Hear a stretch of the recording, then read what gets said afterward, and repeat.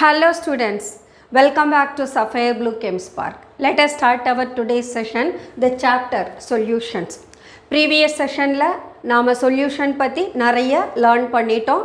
Concentration of solutions பார்த்தோம், different types of solutions பார்த்தோம், Henry's law discuss பண்ணோம், solubility na என்னன்னு discuss பண்ணோம், factors affecting the solubility படிச்சோம், then Raoult's law, ideal, non-ideal solution எல்லாமே பார்த்துட்டோம்.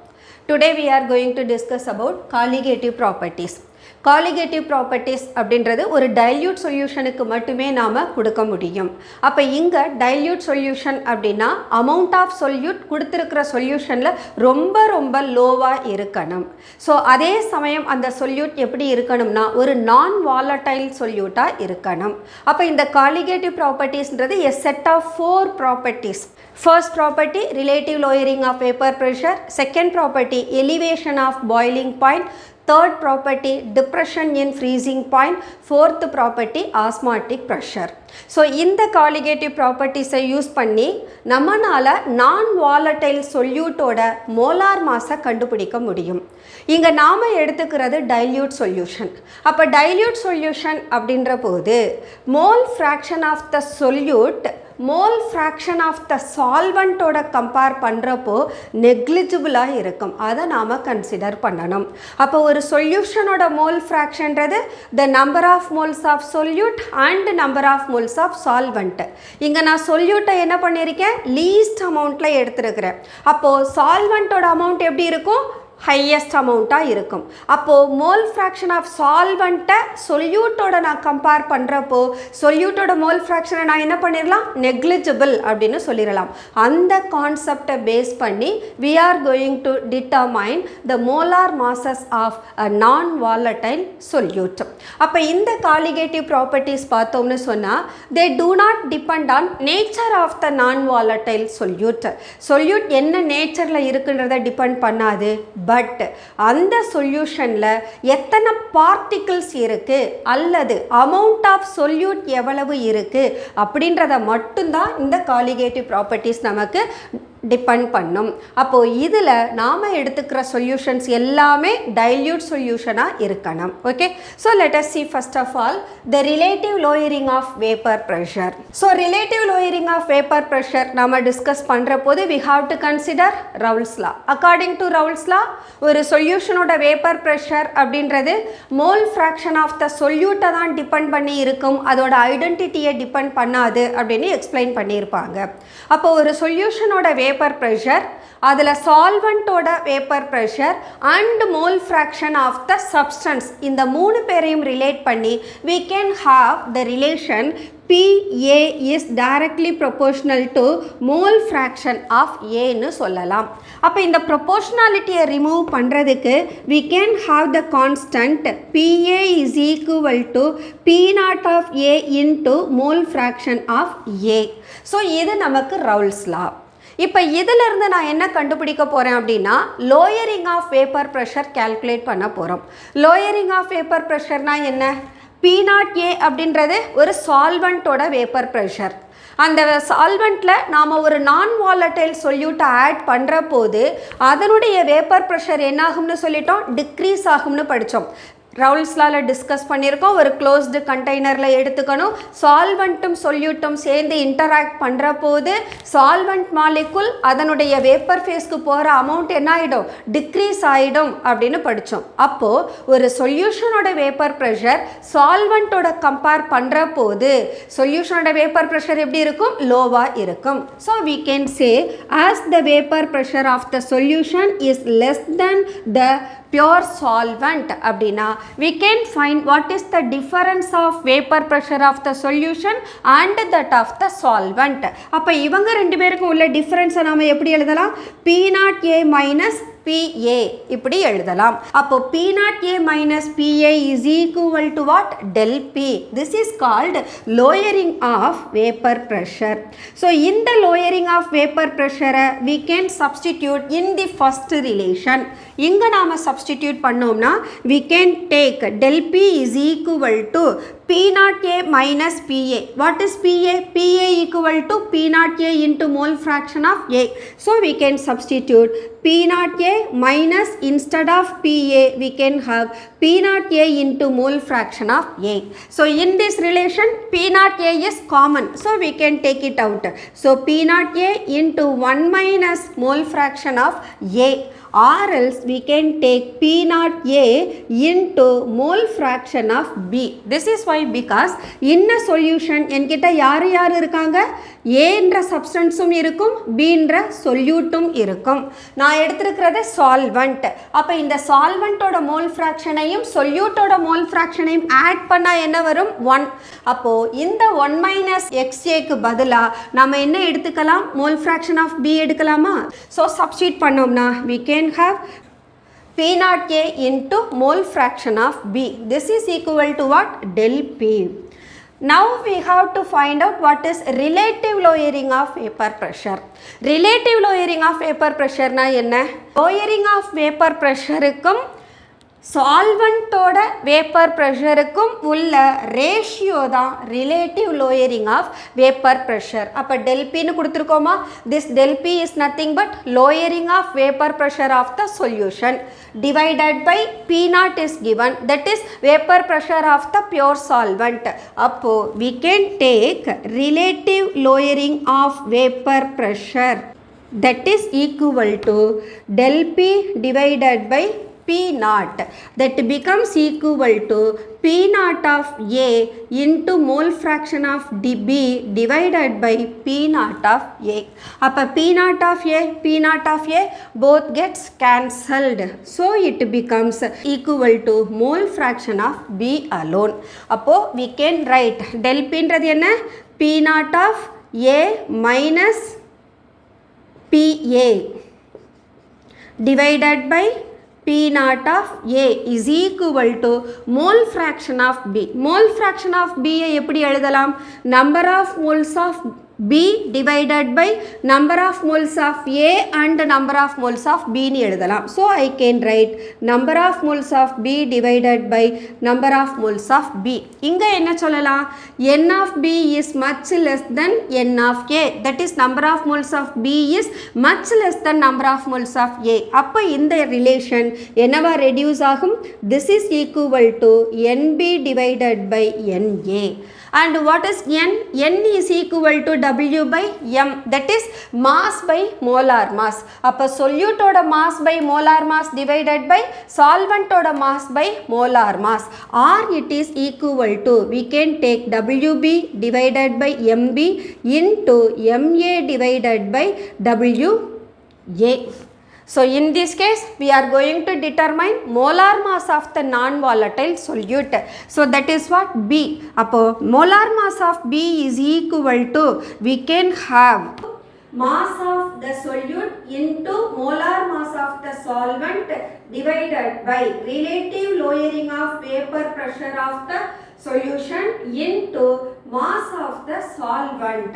So WB mass of the solute, MA molar mass of the solvent, WA is mass of the solvent, and MB that is molar mass of the non-volatile solute. So from this relation we can determine molar mass of the solute. So we should know mass of solute, mass of solvent, molar mass of solvent, and relative lowering of vapor pressure. So when we have any 4 of the information, we can find out the 5th one. So from this relation we can determine molar mass of non-volatile solute. The next one, elevation of boiling point. Elevation na increasing na artham. இப்போ நம்ம ஒரு boiling point கண்டுபிடிக்கணும்னு சொன்னா we are going to determine for the solution. அந்த solution எப்போ prepare பண்ணுறோம்? ஒரு சால்வெண்ட்டில் சொல்யூட்டை add பண்ணுற போது என்ன பாய்லிங் பாயிண்ட் அப்படின்னு கண்டுபிடிக்கிறோம். அப்போது we have to determine the boiling point of solvent and that of the solution. அப்போ ஃபர்ஸ்ட் சால்வெண்ட்டோட பாய்லிங் பாயிண்ட் கண்டுபிடிக்கணும், தென் நான் வாலடைல் சொல்யூட் ஆட் பண்ணி வர்ற சொல்யூஷனுக்கும் பாய்லிங் பாயிண்ட் கண்டுபிடிக்கணும். அப்போ சொல்யூஷன் சால்வெண்ட் அந்த இரண்டுக்கும் இடையில இருக்கக்கூடிய டிஃபரன்ஸ் இன்க்ரீஸ் ஆகும். அந்த இன்க்ரீஸ் இன் boiling point தான் elevation of boiling point னு சொல்றோம். அப்ப boiling point னா என்ன? ஒரு liquid boil பண்ற போது it has to produce its vapor. And the vapor that exerts pressure over the liquid. அப்ப அந்த vapor pressure எப்போ atmospheric pressure that is equal to 1 atmosphere or 760 mm mercury அதுக்கு equal ஆகுதோ அப்பதான் அந்த liquid or the solution will start boiling. அப்ப இங்க நாம சால்வெண்ட்டுக்கும் சொல்யூஷனுக்கும் பாயிலிங் பாயிண்ட் கால்குலேட் பண்ற போது அட்மாஸ்பரிக் பிரஷருக்கும் அந்த சொல்யூஷன் ப்ரொடியூஸ் பண்ற வேப்பர் பிரஷருக்கும் உள்ள டிஃபரன்ஸையும் நம்மளால கண்டுபிடிக்க முடியும். Let us draw the graph. That is vapor pressure against temperature. So from this graph we can identify what is the boiling point of solvent and what is the boiling point of solution. Let AB be the curve for solvent. Solvent நாம room temperatureல எடுத்துருக்கோம். அப்ப இந்த ஏன்ற point என்ன சொல்லும்னா the solvent ஓட temperature அதனுடைய room temperature மீன் பண்ணும். Now we are increasing the temperature. Temperature increase ஆக ஒவ்வொரு பாயிண்ட்லயும் vapor pressure of the solvent also increases. And it reaches at the moment 1 atmospheric pressure. So அந்த பாயிண்ட்ல எப்போ அந்த சால்வெண்டோட வேப்பர் பிரஷர் 1 atmospheric pressure போய் reach பண்ணுதோ அதுதான் அதனுடைய பாயிலிங் பாயிண்ட். அங்க temperature of the solvent constant இருக்கும். That constant temperature is said to be its boiling point. அப்ப இதுல இருந்து இந்த பீன்ற பாயிண்ட்ல இருந்து நாம temperature curveக்கு ஒரு லைன் போட்டோம்னா that means the point அது boiling point of the solvent இருக்கும்.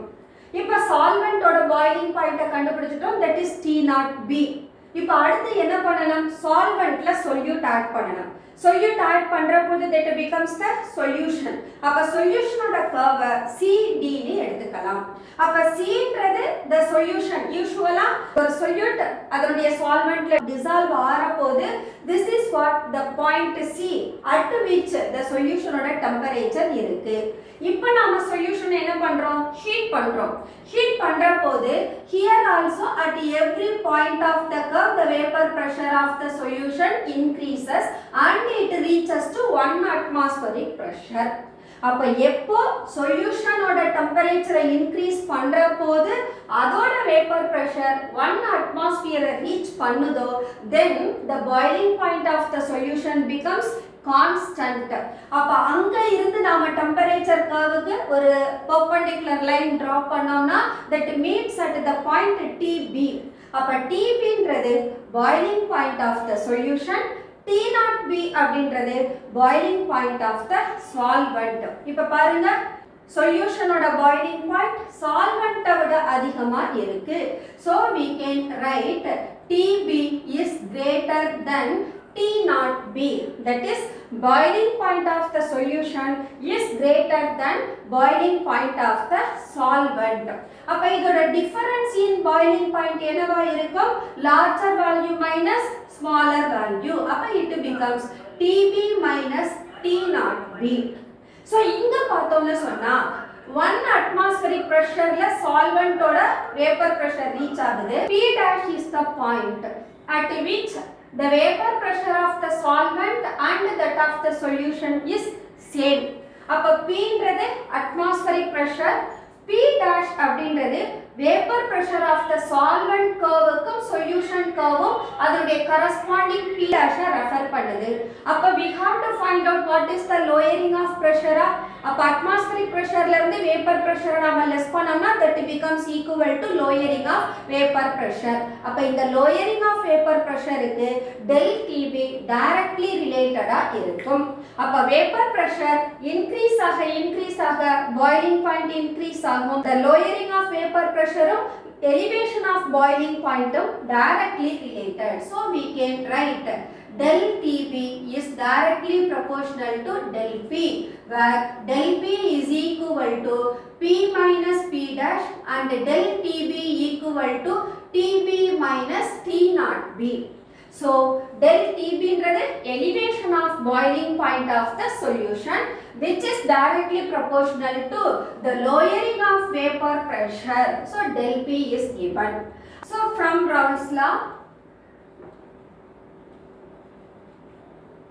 we can say del P by P naught equal to mole fraction of the solute, or we can write del P is equal to P naught into mole fraction of the solute. அப்போ P naught அப்படின்றது solvent ஓட vapor pressure constant இருக்கும். So we can write del P is directly proportional to mole fraction of the solute. So instead of del P, we can write mole fraction of solute. So we can have del TB is directly proportional to mole fraction of the solute. So what is mole fraction of the solute? Number of moles of solute divided by total number of moles of solution. So we can write del TB is equal to, I should add a constant, let it be K, and XB is number of moles of solute divided by total number of moles of solution, or we can replace that number of moles in terms of their mass and molar mass. So K into mass of solute divided by molar mass of solute divided by mass of solute by molar mass of solute plus mass of solvent divided by molar mass of the solvent. So from the relation denominator, already we said the solution is very dilute solution. So the fraction of W by MB becomes negligible compared to the fraction of WA by MA, or else we can write NB is much less than NA. So the denominator that can be taken as NB divided by NA. அப்ப இந்த ரிலேஷன்ல பார்த்தோம்னா we can ignore the ratio number of moles of solute in the denominator. அப்ப we can take the relation, it becomes WA mass of solvent divided by molar mass of solvent னு கிடைச்சிரும். Let us rearrange the equation. So K into the proportionality constant, K into WB divided by molar mass of solute into molar mass of solvent divided by mass of the solvent. Now this is number of moles of solute, that is N. This is mass of the solvent. So we can arrange the equation proportionality constant into molarity of the solution into molar mass of the solvent. This is why, because WB divided by MB into WA, that is equal to NB divided by WA, that is nothing but molarity of the solution. அப்ப இந்த term நம்ம molarity of the solution ஆல replace பண்ணிட்டு into molar mass of the solvent. இங்க molar mass of the solvent is a constant. This K is also a constant, proportionality constant. A constant with another constant that makes, so KB is ebullioscopic constant. We have del TB equal to KB into mass of the solute divided by molar mass of the solute into mass of the solvent. Suppose mass of the solvent gram la irundadna, that has to convert into its kilogram, 1 kg. So it is multiplied by 1000. So from this relation we can able to determine molar mass of the non-volatile solute. Therefore molar mass of non-volatile solute equal to ebullioscopic constant into mass of the solute into 1000 whole divided by mass of the solvent into elevation of boiling point. So from this relation we can able to determine molar mass of non-volatile solute. So from the relation del TB is equal to KB into molarity. Suppose the molarity of the solution is equal to 1. So for 1 molar solution if we have, then del TB becomes equal to KB.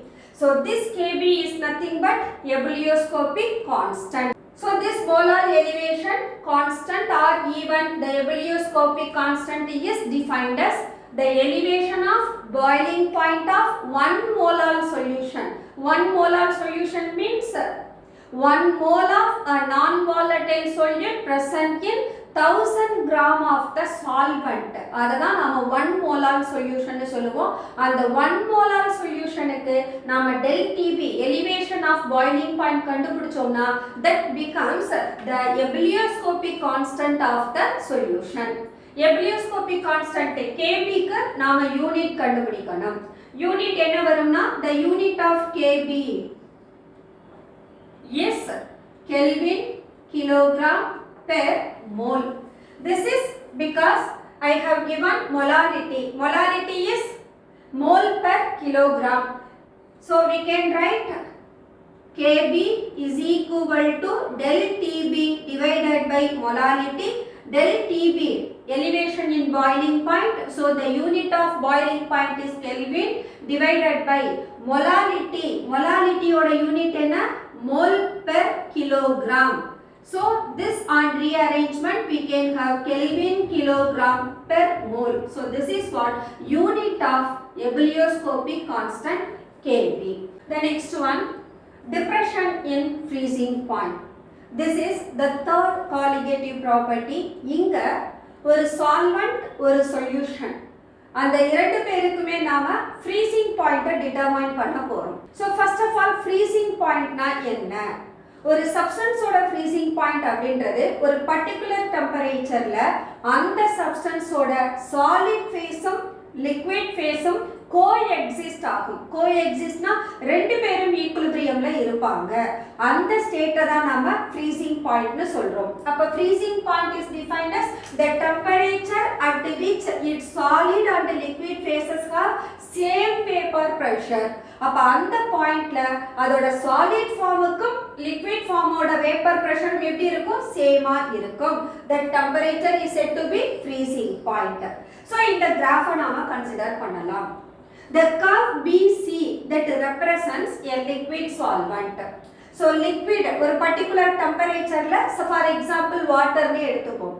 water ஒரு 25 degree celsius or 30 degree celsiusல என்ன ஸ்டேட்ல இருக்கு? liquid ஸ்டேட்ல இருக்கு. இப்போ இத நான் cool பண்றேன். கூல் பண்றப்ப என்ன ஆகும்? vapor pressure கொஞ்சம் கொஞ்சமா டிக்ரீஸ் ஆகிக்கிட்டே வரும். So ஒரு particular temperature reach பண்ற போது that is the point B. So இந்த பாயிண்ட்ல இந்த வாட்டரோட சாலிட் ஐஸ் ஃபார்மும் இருக்கும் லிக்விட் ஃபார்மும் இருக்கும். இந்த இடத்துல தான் freezing point of the water commences. அப்ப இது இந்த டெம்பரேச்சர் எனக்கு கான்ஸ்டன்ட்டா இருக்கும். அப்ப பீன்ற பாயிண்ட்ல மொத்த லிக்விடும் எனக்கு என்ன ஆகும்? ஐஸா கன்வெர்ட் ஆயிடும். அப்ப இந்த temperature that relates to the point P அதுக்கு ஒரு நான் perpendicular line draw பண்ணேனா that gives us the freezing point of the liquid or we can say the solvent. அப்ப solvent ஓட freezing point கண்டுபிடிச்சிட்டோம். இப்போ என்ன பண்ணனும்? We have to add the non volatile solute. நான் volatile solute ஆட் பண்ற போது solute-க்கும் solvent-க்கும் இடையில ஒரு interaction வந்துரும். interaction வந்ததுனா vapor pressure என்ன ஆயிடும்? நமக்கு decrease ஆயிடும். See, this is the vapor pressure of the liquid solvent, this is the vapor pressure of the solution. அப்போ ஒரு solute ஆட் பண்ணவுமே அந்த solvent ஓட vapor pressure lower ஆயிடும். அதனால இந்த curve A' ல இருந்து B' வர curve நம்ம யாருன்னு எடுத்துக்கலாம்? solution னு எடுத்துக்கலாம். So when the non volatile solute is added to the solvent, vapor pressure of the solution gets decreased. அப்ப இந்த A' B' அப்படிங்கறத நாம solution curve-ஆ எடுத்துக்கிட்டோம்னா we may find when the temperature decreases, vapor pressure of the solution also decreases. So இங்க இருக்கிற vapor pressure கொஞ்சம் கொஞ்சமா decrease ஆகி that meets at a particular point. அந்த point என்னன்னா A'. அப்ப இந்த A'ன்ற பாயிண்ட்ல இந்த solution ஓட solid phase as well as liquid phase coexist ஆகும். அப்ப இதுதான் நம்மளோட solidification point. அப்ப அந்த பாயிண்ட்ல இருந்து temperature curve ஒரு perpendicular line போட்டோம்னா that temperature it tells about the freezing point of the solution. அப்போ இங்க solvent ஓட freezing point is TF0, solution ஓட freezing point is TF. where TF naught is greater than TF. அப்போ difference in freezing point எப்படி இருக்கும்? Del TF equal to TF naught minus TF னு இருக்கும். So from this graph we can say the depression in freezing point of the solution is directly proportional to lowering of the vapor pressure. So we can write del TF is directly proportional to lowering of vapor pressure. Now from the Raoult's law, we know that lowering of vapor pressure is directly proportional to mole fraction of the solute. So we can write del P is directly proportional to mole fraction of solute. How we got it? We know the relative lowering of vapor pressure of the solution is equal to mole fraction of the solute, or del P is equal to P naught into mole fraction of the solute, or we can say P naught, that can be a solution, pure solvent. P naught is the pure solvent. Appa the vapor pressure of pure solvent namakku constant ah irukum. Appa del P becomes equal to mole fraction of the solute. Appa இந்த relation la irundhu del TF is directly proportional to mole fraction of the solute, or we can write del TF is equal to K into mole fraction of the solute. So mole fraction of the solute is given by number of moles of solute divided by total number of moles of solution. So we can write del TF is equal to constant, proportionality constant K into NP divided by total number of moles of solution Na plus Nb, where we know number of moles of solute is much less than number of moles of A. So Nb is negligible. So we can write number of moles of solute is negligible, and hence del TF is equal to proportionality constant into number of moles of solute divided by number of moles of solvent, or we can rewrite del TF equal to proportionality constant into mass of solute divided by molar mass of solute into mass of solvent. Numerator ku yaar poiduvanga? Molar mass of the solvent poidum, because WA by MA reciprocate பண்ணோம்னா we will get it. அப்போ in this case we may find del TF equal to K. This can be molarity of the solution, that is number of moles of solute in mass of the solvent. So we can write K into molar mass of the solvent into molarity of the solution. Molar mass of the solvent once again constant, K is a constant. The product of two constant that gives rise to Kf into M, that is equal to del TF. Or from this we can find del TF is directly proportional to molarity of the solution, where Kf is said to be cryoscopic constant. So from this relation we can determine molar mass of the non-volatile solute. So from M we can find del TF is equal to cryoscopic constant into mass of the solute divided by molar mass of the solute into mass of the solvent. Mass of solvent gram la irundadna kilogram ku convert panana, so the numerator is multiplied by 1000. From this the molar mass of non-volatile solute equal to cryoscopic constant into mass of the solute into 1000 divided by depression in freezing point into mass of the solvent. So from this relation we can determine molar mass of a non-volatile solute. That's all. Depression in freezing point. Cryoscopic constant Kf. Ebullioscopic constant க்கு நாம எப்படி definition கொடுத்தோம்? The elevation in boiling point of 1 molar solution. அதே போல cryoscopic constant க்கு என்ன சொல்லலாம்? Depression in freezing point of 1 molar solution. அல்லது 1 molar solution என்ன அர்த்தம் 1 mole of non volatile solute present in 1000 gram of the solvent. அப்ப where m equal to 1, that is molarity of the solution equal to 1, அப்ப del TF equal to cryoscopic constant into molarity. molarity க்கு பதிலா 1 substitute பண்ணோம்னா then the cryoscopic constant becomes equal to the depression in freezing point of the solution. So இங்க we have to find out once again the unit of cryoscopic constant. Above Kf is equal to del Tf divided by molarity. Del Tf adoda unit Kelvin, then molarity oda unit mole per kilogram, so it becomes Kelvin kilogram per mole. This is the unit of Kf. Then Kf and Kb are a specific constant for a given solvent. solvent மாறுனா Kf value Kb value ரெண்டுமே மாறும்.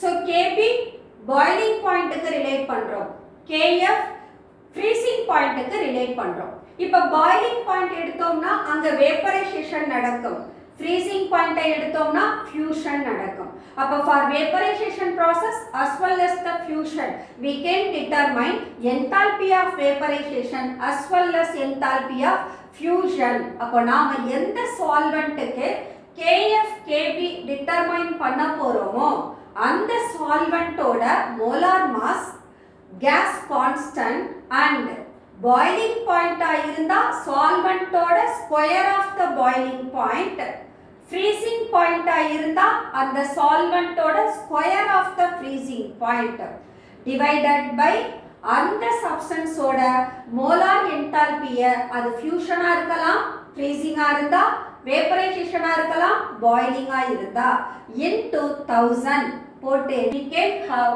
Kb and Kf.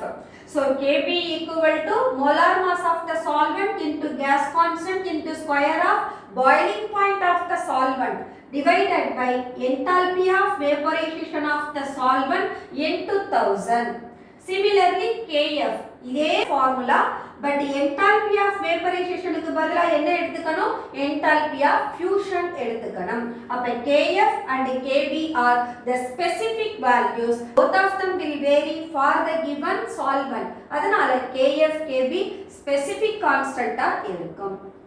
The next one, osmosis and osmotic pressure. Osmotic pressure is denoted by pi. So what is osmosis?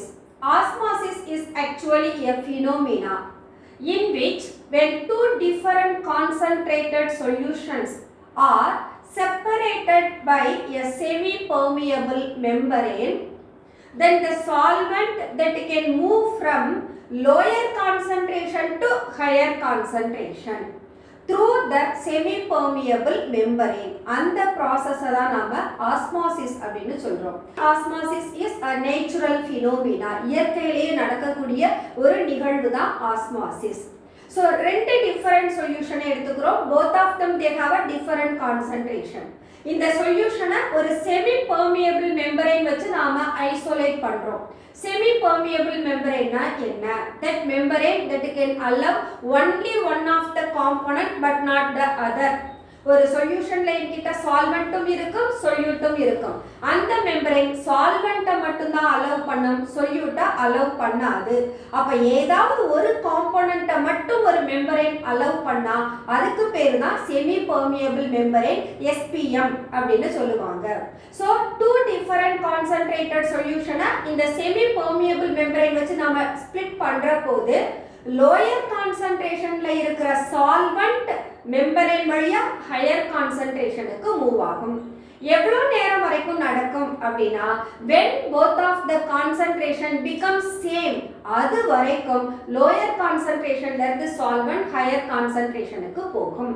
அப்போ இந்த ரெண்டு சொல்யூஷனும் ஒரு particular மொமெண்ட்ல என்ன ஆகும், ஈக்விலிபிரியமா achieve பண்ணும். அப்ப ஈக்விலிபிரியம் அச்சீவ் பண்ற வரைக்கும் the movement of solvent from lower concentration to higher concentration takes place. அந்த process, அந்த phenomena-வுக்கு தான் நாம osmosis னு சொல்றோம். So let us take the solvent and the solution in two compartment. இந்த ரெண்டு கம்பார்ட்மெண்ட்டையும் ஒரு செமி பெர்மியபிள் மெம்பரேன் வச்சு நாம ஸ்ப்ளிட் பண்ணிட்டோம். solvent, pure solvent. அப்ப அதோட concentration நமக்கு லோவா இருக்கும். இந்த சைடு சொல்யூஷன் எடுத்துருக்கோம். சொல்யூஷன்ல சொல்யூட்டும் சால்வெண்ட்டும் present ஆகி இருக்கு. அப்ப இதோட கான்சன்ட்ரேஷன் கண்டிப்பா ஹையரா இருக்கும். யாரை விட? சால்வெண்ட்டை விட. So we can write the concentration of solution is greater than concentration of solvent. அப்ப என்ன நடக்கும்? இந்த solvent molecule இந்த semi permeable membrane வழியா சொல்யூஷனுக்குள்ள என்டர் ஆகும். இது எப்ப வரைக்கும் நடக்கும்? when both of the concentration becomes equal. solvent ஓடதும் solution ஓட concentration சேமா வர்ற வரைக்கும் இந்த process நடக்கும். suppose if I want to stop the osmosis, எனக்கு osmosis நடக்க கூடாது, நான் ஸ்டாப் பண்ண போறேன். அப்ப என்ன பண்ணணும்னா we have to give external pressure over the solution side.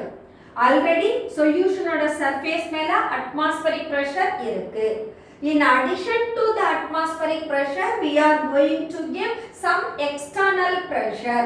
Appa the total pressure acting on the solution side is atmospheric pressure plus osmotic plus the external pressure. So the external pressure நான் apply பண்ற போது என்ன ஆகும்? The movement of solvent molecule gets prevented. அப்போ osmosis stop ஆயிடும். அப்போ to stop the osmosis, the external pressure given to the solution side is said to be osmotic pressure. அப்போ osmotic pressure எந்த லெட்டர்ல கொடுக்கலாம்? pi. So what is pi? So osmotic pressure is defined as at the given temperature, the excess pressure that must be applied to the solution side. Solution side la external pressure கொடுத்தா மட்டும்தான் then the movement of solvent particles will be prevented to stop the passage of solvent into the solution through the semi-permeable membrane. So osmotic pressure is defined such a way. Now osmotic pressure itself a colligative property. Colligative property na enna theriyum? It has to depend upon number of particles present in the solution but not on the nature. Appo we can write the osmotic pressure for the given volume of solution is equal to N into RT, where N is number of moles of the particle, R is gas constant and T is the given temperature. Pi is osmotic pressure, V is the volume of the solution. Appo pi is equal to, we can write N by V into RT, where N by V is nothing but number of moles of solute divided by volume of solution. This is what N by V, or we can say it is equal to what? Concentration of the solution, nothing but molarity. So we can replace N by V by C. So the relation it becomes pi equal to CRT. And you can determine molar mass of the non-volatile solute. அப்ப என்ன எழுதலாம்? Pi is equal to N, number of moles of solute. So I can take mass of the solute divided by molar mass of the solute that is present in given volume of the solution into RT. So from this we can determine molar mass of the non-volatile solute, that is equal to mass of the solute into RT divided by pi into V. So from this relation we can able to determine molar mass of non-volatile solute. So we have the four different colligative properties: relative lowering of vapor pressure, elevation of boiling point, depression in freezing point and osmotic pressure. Out of these four colligative properties, the depression in freezing point is highly helpful to determine the molar masses of molecular substances, while osmotic pressure is useful to determine the molar masses of macromolecular substances. So why these two have differed? So osmotic pressure illama the other three colligative properties that can be useful for determining molar masses of the non-volatile solute, but anga elevation of boiling point abdina there would be a very small change in their boiling point. Depression in freezing point. There also the change in freezing point will be very small. அப்ப such a small values of changes observe பண்றதனால இந்த processes வச்சு the first three colligative property use பண்ணி ஒரு macromolecules ஓட molar mass நம்மனால determine பண்ண முடியாது. That's why osmotic pressure நாம எடுத்துக்கிறோம். Osmotic pressureல even very dilute solution க்கு கூட molecular masses accurate நம்மனால determine பண்ண முடியும். Reason என்ன அப்படினா osmotic pressure நாம room temperatureல தான் determine பண்றோம். அதே elevation of boiling point னா it has to go to that boiling point, temperature high ஆகும். Depression in freezing point னா அது room temperature விட இன்னும் low ஆகும். அப்போ elevation of boiling point அல்லது depression of freezing point நாம ஒரு macromolecular substances யூஸ் பண்ணோம்னா அந்த high temperatureல அந்த molecules என்ன ஆகலாம், whether they may undergo association or even dissociation. But நம்ம molar mass determine பண்ற போது அந்த molecule associate ஆகவும் கூடாது, dissociate ஆகவும் கூடாது. அப்படினா we can carry out that osmotic pressure as the suitable method for the determination of molar masses of macromolecule. Biomolecules சொல்லலாம், proteins. So இவங்க temperature sensitive. அப்ப high temperatureல they may undergo denaturation, protein denature ஆயிடும். அப்ப அதை avoid பண்றதுக்காக biomolecules அல்லது polymer இவங்களோட molar masses determine பண்ணனும்னா we can have osmotic pressure. அப்ப osmotic pressure மெத்தட்ல நான் கால்குலேட் பண்ற மாலிகுலர் மாஸ் அக்யூரேட்டா இருக்கணும்னா then it has to satisfy the three condition. One, the solute must be non-volatile. Non-volatile மட்டும் தான் இருக்கணும். டெம்பரேச்சரை பேஸ் பண்ணி அங்க எந்த சேஞ்சஸும் இருக்க கூடாது. ரூம் டெம்பரேச்சர்ல நான் வாலடைலா இருக்கணும். then solution should be dilute. solution diluted இருக்கணும். then the solute should not undergo association or dissociation in the solution. சொல்யூஷன்ல டிசால்வ் ஆகுற போது சொல்யூட் அசோசியேட் ஆகவும் கூடாது, கம்பைன் ஆக கூடாது, அல்லது டிசோசியேட் ஆகவும் கூடாது. சோ இந்த த்ரீ கண்டிஷன்ஸையும் ஒரு சொல்யூட் அல்லது அதோட சொல்யூஷன் சாட்டிஸ்ஃபை பண்ணா அந்த மெத்தட்ல நாம டிட்டர்மைன் பண்ற மாலிகுலர் மாஸ் அக்யூரேட்டா இருக்கும். This is the reason, and moreover osmotic pressure நாம molarity of the solution க்கு தான் கால்குலேட் பண்றோம், molarity of the solution க்கு கால்குலேட் பண்ணல. because என்ன எடுத்துறோம், n/v எடுத்துறோம். n/v is number of moles of solute in volume of solution. this is nothing but molarity. அப்போ osmotic pressure is the best method over the other three methods of colligative property. அப்ப other three methods எந்த மாதிரியான substances க்கு use பண்ணலாம்னா molecular substances க்கு use பண்ணலாம். molecular substances க்கு very small changes இருந்தா கூட அதோட molar mass எப்படி இருக்கும், smaller ஆ தான் இருக்கும். ஆனா ஒரு macromolecules ஓட molar masses too high. that's all osmotic pressure. Depends on the osmotic pressure of the two different solutions. We can classify them as isotonic, hypotonic and hypertonic solutions. So when we have isotonic solutions where the two different solutions they have same osmotic pressure at the same temperature. So when they have same osmotic pressure and their molar concentration will also be same. அப்போ ஒரு solution இன்னொரு சொல்யூஷனோட same osmotic ப்ரெஷரை எடுத்திருந்ததுன்னா அந்த சொல்யூஷனை நம்ம ஐசோடோனிக்னு சொல்கிறோம். அந்த சொல்யூஷன்ஸோட molar கான்சன்ட்ரேஷனும் same டெம்பரேச்சரில் சேமாக இருக்கும். such solutions are said to be isotonic solution. For example, injection போடுற போது they will mix the injection in a saline water. saline வாட்டரோட கான்சன்ட்ரேஷன் எவ்வளவா இருக்கும்னா 0.9% மாஸ் பை வால்யூமாக இருக்கும். சோடியம் குளோரைடை வாட்டரில் டிசால்வ் பண்ணுறது தான் saline.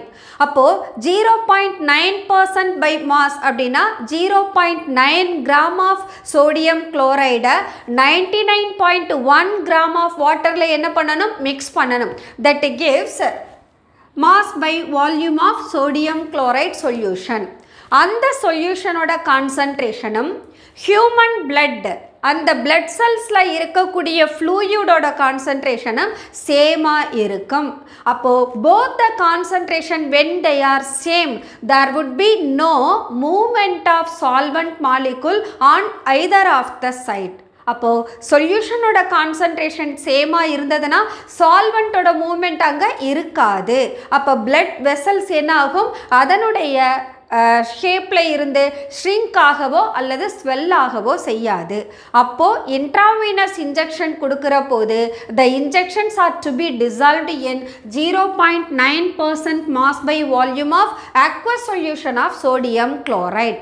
Such solutions are isotonic. The next one, hypotonic solution. Hypotonic அப்படின்னா ஒரு சொல்யூஷனோட ஆஸ்மாட்டிக் ப்ரெஷர் அடுத்த சொல்யூஷனை விட எப்படி இருக்கணும், ஹையராக இருக்கணும். அப்போ என்ன நடக்கும், சால்வெண்ட் லோயர் கான்சன்ட்ரேஷனில் இருந்து ஹையர் கான்சன்ட்ரேஷனுக்கு மூவ் ஆகும். அப்போ மூவ் ஆயிடுச்சுன்னு சொன்னால் அந்த சொல்யூஷனோட சைஸ் என்ன ஆகும், ஸ்வெல்லப் ஆகுமா. This is what when the red blood cells are placed in the concentration of sodium chloride where it is less than 0.9%. Sodium குளோரைடோட கான்சன்ட்ரேஷன் 0.9% விட லோவாக இருந்ததுன்னா சோடியம் குளோரைடோட வாட்டர் யார் உள்ள என்டர் ஆகும், ரெட் பிளட் செல்ஸ்க்கு உள்ள என்டர் ஆகும். என்டர் ஆகும்போது செல்ஸ் என்ன ஆகும், ஸ்வெல்லப் ஆகும். ஸ்வெல்ஸ் ஆகிற போது that can even go to burst. அப்போது பிளட் செல்ஸை லோயர் கான்சன்ட்ரேஷன் ஆஃப் சோடியம் குளோரைடில் நாம் பிளேஸ் பண்ணோம்னு சொன்னால் solvent molecule from the aqueous solution enter into the blood cell and that causes swelling as well as bursting out of blood cell. இந்த மாதிரி சொல்யூஷனை என்னென்னு சொல்கிறோம், ஹைப்போடோனிக். ஹைப்பர்டோனிக் இங்கே சோடியம் குளோரைடோட கான்சன்ட்ரேஷன் எப்படி இருக்கும், மோர் தென் 0.9% இருக்கும். அப்போ என்ன ஆகும், செல்ஸில் இருக்கக்கூடிய சால்வெண்ட் சொல்யூஷனுக்கு மூவ் ஆகும். அப்போ செல்ஸ் என்ன ஆகிடும், ஷ்ரிங்க் ஆகும். This is what solutions having osmotic pressure lower. அப்போது இங்கே எனக்கு சோடியம் குளோரைடோட கான்சன்ட்ரேஷன் 0.9% மாஸ் பை வால்யூமை விட கிரேட்டராக இருந்தால் then the water will move out of the blood cell and it causes to the shrinking of blood cell. சரியா, அப்போ இந்த சொல்யூஷனுக்கு பேர் hypertonic solution. Then osmosis, it is a common phenomena. நம்மளோட டே டு டே லைஃப்லையே நாம் இந்த ஃபினோமினாவை observe பண்ணலாம். Nothing, ஒரு மேங்கோ எடுத்து நம்ம பிக்கிள் போடுறோம்னு சொல்கிறப்போ அந்த ரா மேங்கோ பார்க்குறதுக்கு எப்படி இருக்கும், நல்ல ஷேப்பில் இருக்கும். அதை சால்ட் வாட்டரில் போடவும் என்ன ஆகும், அந்த மேங்கோ ஷ்ரிங்க் ஆக ஆரம்பிக்கும். எதனால் அப்படின்னா there are 2 different concentration of solution. அப்போது மேங்கோ பிளேஸ் ஆகி இருக்கிற சால்ட் வாட்டரோட கான்சன்ட்ரேஷன் கிரேட்டராக இருக்கிறதுனால மேங்கோ உள்ளே இருக்கக்கூடிய அந்த வாட்டர் சால்வெண்ட் என்ன ஆகும், இந்த சொல்யூஷனுக்குள்ளே என்டர் ஆகும். அதனால் மேங்கோ என்ன ஆகுது, ஷ்ரிங்க் ஆகுது. சிமிலர்லி ரிவைவல் ஆஃப் வில்டட் ஃப்ளவர், வாடி போன ஒரு பூவை எடுத்து தண்ணியில் வச்சிங்கன்னா தென் அதோட பெட்டல்ஸ் பார்த்திங்கன்னா ஃப்ரெஷ் அப் ஆகும். இதுக்கு ரீசன் என்ன, வாட்டர் யார் உள்ள என்டர் ஆகுது, ஃப்ளவரோட பெட்டல்ஸில் என்டர் ஆகிற போது அங்கே ஒரு ஃப்ரெஷ்னஸ் வரும். அதே மாதிரி லிம்ப்டு கேரட் என்ன ஆகும், ஒரு 2 days வெளியில் இருந்ததுன்னு சொன்னால் அதோட ஷேப்பெல்லாம் மாறி ஒரு மாதிரி தின் ஆகிடும். அதே கேரட்டை எடுத்து நம்ம வாட்டரில் பிளேஸ் பண்ணோம்னா தென் இட் பிகம்ஸ் ஃபைன். அப்போ என்ன ஆகுது, water that enters into the carrot to give its fineness. அப்போ அதுவும் one of the osmosis. Then swelling of tissue in people who are taking more amount of salt. salty food அதிகமாக சாப்பிட்றவங்களுக்கு என்ன ஆகும்னா சால்ட்டோட content நம்ம பாடியில் increase ஆகும். அதனால் shells என்ன ஆகும், டிஷ்யூஸை பல்ஜ் ஆகும், ஸ்வெல் ஆகும். அதுக்கு பேர் தான் swelling of tissues in people those who are consuming more salt. such medical condition is said to be edema. Then preservation of meat. Meat என்ன பண்ணுவாங்கன்னா they have to do salting out. நல்ல சால்ட்டில் போட்டு tip பண்ணி fry பண்ணுவாங்க. அப்போ என்ன ஆகும்னா அதில் இருக்கக்கூடிய பாக்டீரியல் அதை ஃபஸ்ட்டு அது டெஸ்ட்ராய் பண்ணிடும் சால்ட்டிங் அவுட் பண்ணுறப்போ. செகண்ட்லி அந்த மீட் உள்ளே இருக்கக்கூடிய ஃப்ளூயிட்ஸ் எல்லாம் வெளியில் வந்துடும். வெளியில் வந்து மீட் என்னாகும், ஷ்ரிங்க் ஆகும். That is called preservation of meat. Similarly absorption of water by plants. Plants சாயிலிருந்து வாட்டரை எடுத்துக்கிறதும் என்ன ஃபினோமினா தான், ஆஸ்மாசிஸ் ஃபினோமினா வழியாக தான் வாட்டரை அப்சார்ப் பண்ணுது. So these are the common phenomena that we come across in our day to day life. Reverse osmosis. Reverse osmosis in which the direction of movement of solvent is reversed. யூஸ்வலாக ஆஸ்மாசிஸில் solvent molecule lower கான்சன்ட்ரேஷனில் இருந்து higher கான்சன்ட்ரேஷனுக்கு வரும். இங்கே என்ன செய்ய போகிறோம், சால்வெண்ட்டை higher கான்சன்ட்ரேஷனில் இருந்து lower கான்சன்ட்ரேஷனுக்கு கொடுக்க போகிறோம். அப்போ ரிவர்ஸ் ஆஸ்மாசிஸ் எப்போ பாசிபிள்னா, நாம் அப்ளை பண்ணுற அந்த எக்ஸ்டர்னல் ப்ரெஷர் ஆஸ்மாட்டிக் ப்ரெஷரை விட ஜஸ்ட் அதிகமாக இருந்தால் then the solvent from saline water is just moving to the lower concentration. ஒன்றும் இல்லை, higher concentration is saline water, here we have the lower concentration. அப்போ இங்கே the concentration of saline water C1 and pure water let it be C2. அப்போ எனக்கு C1 is greater than what, C2. அப்போ movement of solvent எங்கே நடக்குது, saline waterல இருந்து pure waterக்கு போகுது. So this is what movement of water from saline to pure. This is possible only when we are giving the external pressure just above the osmotic pressure. So in the semi-permeable membrane has to withstand the high pressure. So we are preferring the semi-permeable membrane as cellulose acetate, a synthetic semi-permeable membrane. இது ஒரு better supportல provide பண்ணோம்னா that makes that semi-permeable membrane. In the semi-permeable membrane that can allow only the water from the saline water. இதில் dissolve ஆகி இருக்கிற ions இது என்ன பண்ணாது, permit பண்ணாது. ஸோ இந்த ப்ராசஸ் நாம் எங்கே யூஸ் பண்ணலாம் அப்படின்னா, சீ வாட்டரை ட்ரிங்கிங் வாட்டராக மாற்றுற ப்ராசஸ்க்கும் எடுத்துகிட்டு போகலாம். அல்லது ஒரு வெல் வாட்டர் ஹாட் வாட்டராக இருக்குது, அதை நாம் ட்ரிங்கிங் வாட்டராக மாற்றணும்னா அதுக்கும் நாம் என்ன செய்துக்கலாம், எடுத்துக்கலாம். So this is useful for the purification of hot water or even for the desalination of sea water. This is what reverse osmosis. The last topic of this chapter, abnormal molar mass. யூஸ்வலாக colligative ப்ராப்பர்ட்டியை use பண்ணி நாம் molar mass determine பண்ணுறோம். அங்கே நாம் சொல்யூட்டை நான் volatile solute அப்படின்னு மட்டும்தான் மீன் பண்ணியிருக்கோம். But we didn't mean whether the solute is an electrolyte or the solute can have the tendency of associate themselves. அப்போது ஒரு சொல்யூஷனில் டிசால்வ் ஆகிற போது அது டிசோசியேட் ஆகவும் செய்யலாம், அசோசியேட் ஆகவும் செய்யலாம். நம்மளோட காலிகேட்டிவ் ப்ராப்பர்ட்டிஸ் எல்லாமே நம்பர் ஆஃப் பார்ட்டிகிள்ஸை தான் டிபெண்ட் பண்ணி இருக்கும். இப்போ ஒரு மேக்ரோ மாலிகுல்ஸ் லைக் பாலிமர் அல்லது ஒரு புரோட்டீன் எடுத்துக்கிட்டோம்னா they do not undergo either association or dissociation. But some of the electrolyte substances like sodium chloride or potassium chloride or calcium chloride இவங்க என்ன ஆவாங்க, நான் ஒரு சால்வெண்ட் வாட்டரில் போடவுமே தே கெட்ஸ் அயனைஸ்டு. அயனைஸ் ஆனால் என்னாகும், நம்பர் ஆஃப் பார்ட்டிகிள்ஸ் இன்க்ரீஸ் ஆகிடும். நம்பர் ஆஃப் பார்ட்டிகிள் இன்க்ரீஸ் ஆனால் காலிகேட்டிவ் ப்ராப்பர்ட்டியை அஃபெக்ட் பண்ணும். Similarly, some organic compound we have, அவங்க என்ன செய்வாங்க, அசோசியேட் ஆவாங்க. அசோசியேட் ஆகிறப்போ the number of molecules after association decrease ஆகிடும். அப்போது ஒரு நான் volatile solute whether it undergoes association or dissociation that may undergo the colligative property of the solution. அப்போ இந்த காலிகேட்டிவ் ப்ராப்பர்ட்டி ஆஃப் த சொல்யூஷனை அதை அஃபெக்ட் பண்ணுற போது அதிலிருந்து நாம் டிட்டர்மைன் பண்ணுற மோலார் மாஸ் எப்படி இருக்கும், எக்ஸ்பெக்ட் பண்ணுறதை விட ஒன்று அதிகமாக இருக்கலாம் அல்லது லோவாக இருக்கலாம். ஸோ அதை தான் நாம் என்னென்னு சொல்கிறோம், அப்நார்மல் மோலார் மாஸ் அப்படின்னு சொல்கிறோம். So electrolytic solutions they use to undergo dissociation. அப்போ நம்பர் ஆஃப் பார்ட்டிகிள்ஸ் இன்க்ரீஸ் ஆகும். அதே ஒரு மாலிகுலர் சப்ஸ்டன்சஸ் ஈவன் கார்பாக்சிலிக் ஆசிடை நான் எடுத்துக்கிட்டேன்னா அவங்க அசோசியேட் ஆவாங்க, அப்படியே எனக்கு number of molecules half a time decrease ஆகிடும். அப்போ நம்பர் ஆஃப் பார்ட்டிகல்ஸ் ஒன்று நான் எக்ஸ்பெக்ட் பண்ணுறதை விட அதிகமாகுது அல்லது டிக்ரீஸ் ஆகுது. இதனால் அங்கே நான் அப்சர்வ் பண்ணுற மோலார் மாஸ் கால்குலேட் பண்ணி இருக்கிற மோலார் மாஸோட கம்பேர் பண்ணுற போது வேரி ஆகும். மோலார் மாஸ் நம்ம கால்குலேட் பண்ணுற போது we have to consider the extent of association or the extent of dissociation. அப்போ extent of association அல்லது dissociation-ஐ எப்படி சொல்லலாம்னா want of factor அப்படின்ற டேர்மில் கொடுக்கலாம்.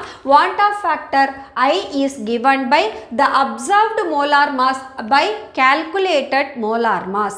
அல்லது want of factor I is given by number of particles present in the solution after association or dissociation divided by number of particles present before dissociation or association in the solution. இதுக்கு உள்ள ரேஷியோவை நம்ம want of factor I அப்படின்னு சொல்கிறோம். Suppose என்னுடைய molecule நான் volatile solute associate ஆகவும் இல்லை டிசோசியேட் ஆகவும் இல்லை அப்படின்னு சொன்னால் இந்த ரெண்டு ரேஷியோவும் எனக்கு எப்படி இருக்கும், சேமாக இருக்கும். So that can get cancel. அப்போ ஐ வேல்யூ என்னவாக இருக்கும், 1ன்னு இருக்கும். சப்போஸ் என்னுடைய solute if at all undergoes dissociation அப்படின்னா I value goes greater than 1. associate ஆனதுனா I value goes less than 1. associate I have taken that ethanoic acid acetic acid எடுத்திருக்கேன். 2 times acetic acid எடுக்கிற போது அதனுடைய வேல்யூ என்னவா எனக்கு கிடைக்குது, CH3COOH twice, அதாவது 2 molecules of ethanoic acid ஒன்னா சேர்ந்து ஒரு மாலிகுலா ரெடியூஸ் ஆயிடுது. அதே நான் பொட்டாசியம் சல்ஃபேட்டை எடுத்தேன்னா இட் இஸ் அன் எலக்ட்ரோலைட்.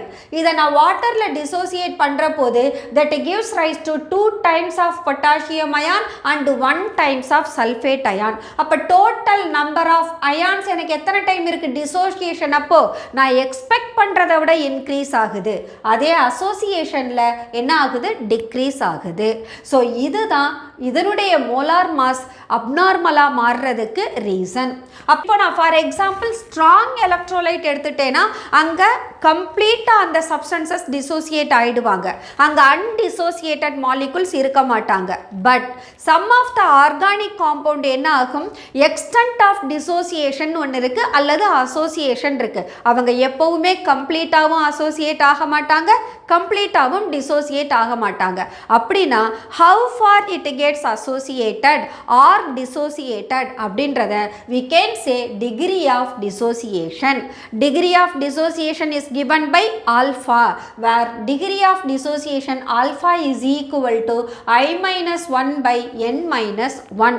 இங்க n ன்றது யாருக்கு அப்படின்னா number of particles present after dissociation. I is want of factor. Suppose degree of association நான் calculate பண்ண போகிறேன் அப்படின்னு சொன்னால் then the alpha is given by alpha is equal to n into I minus 1 divided by 1 minus n. Once again இங்கே என்னன்றது number of molecules present after association, ஐன்றது want of factor. Once we got I value, இதை நாம் என்ன பண்ணணும், நம்மளோட colligative ப்ராப்பர்ட்டியில் போய் substitute பண்ணணும். அப்போ நம்ம 4 colligative ப்ராப்பர்ட்டிஸ்லையும் சப்போஸ் என்னுடைய நான் வாலட்டைல் சொல்யூட் அசோசியேட்டோ டிசோசியேட்டோ ஆகும்னு தெரிஞ்சால் compulsorily I should find out what is I. I கண்டுபிடிக்காமல் நான் காலிகேட்டிவ் ப்ராப்பர்ட்டியை சால்வ் பண்ணேன் அப்படின்னா then that result may go wrong. அப்போ என்னுடைய கொஷினில் அங்கே கொடுத்துருக்கிற substance I should find out whether it will undergo dissociation or association. அதை கண்டுபிடிச்ச பின்னால் தான் I have to take it for solving the problem. அப்போது அதை கால்குலேட் பண்ணணும்னா we have to introduce the want of factor to the formula of colligative properties. அப்போ relative lowering of vapor pressure is equal to I into mole fraction of the solute, or we can take WB by MB அந்த mole fraction of solute கான proper formulaவும் போட்டுக்கலாம். அல்லது depression in freezing point கண்டுபிடிக்கிறோம் அப்படினா என்னுடைய substance associate அல்லது dissociate ஆகலாம். அப்ப the formula it becomes a want of factor into cryoscopic constant into molality of the solution. Similarly, elevation of boiling point. For the associated or dissociated substances, it becomes the product of I, want of factor, ebullioscopic constant and molality.